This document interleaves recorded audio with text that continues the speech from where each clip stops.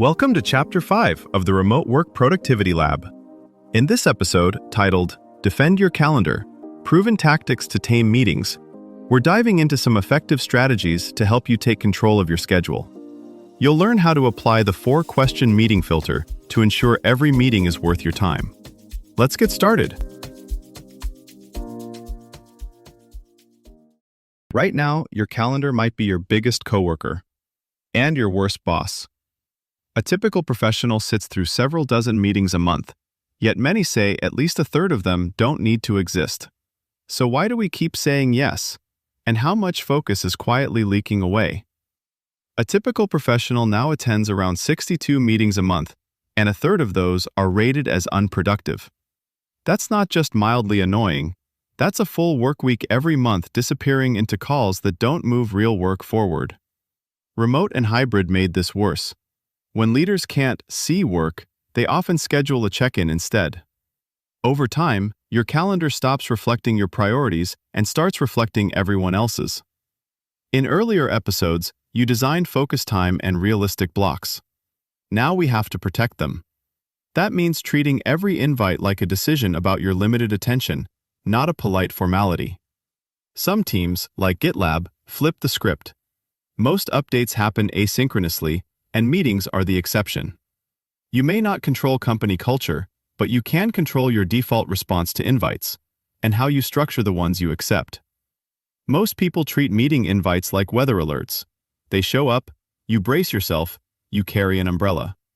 But your calendar isn't the sky. It's more like a lab notebook, and every yes is an experiment that costs time, energy, and attention. The data is harsh. One large survey found professionals lose hours every week to calls that don't change a single decision.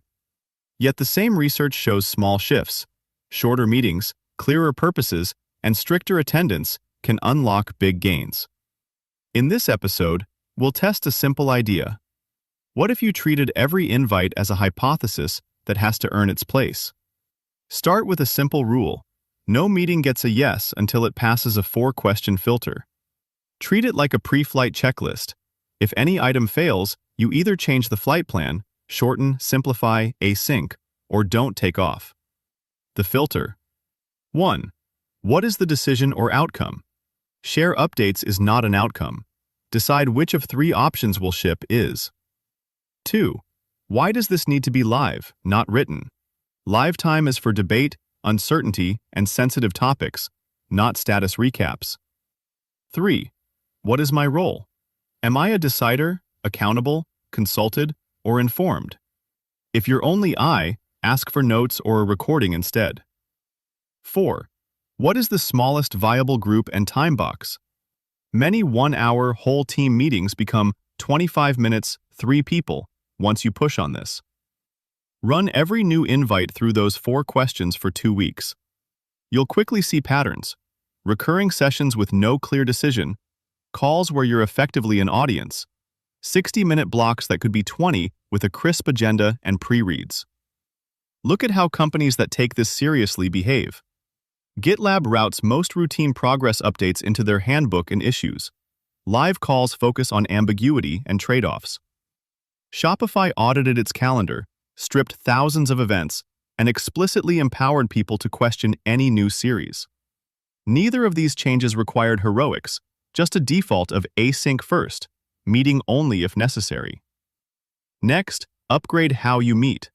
Every session needs a 1-line purpose, choose Q3 launch theme, a short agenda shared at least a few hours ahead, prep material that answers what can we decide before we're on the call.